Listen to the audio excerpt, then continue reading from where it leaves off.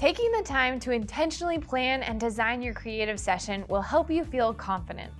With good preparation, you'll know that no matter what happens, you've got the context, activities, and skills to keep the group on track to achieve their outcomes. But if planning out all these details has you feeling a little overwhelmed, let me introduce you to your new best friend, templates.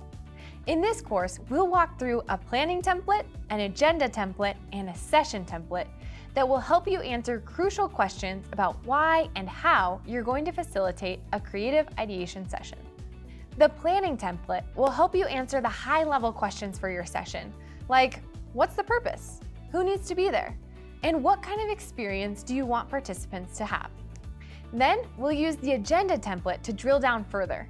We'll identify specific objectives, decide how much time to use for activities, and make note of who owns each portion of the session.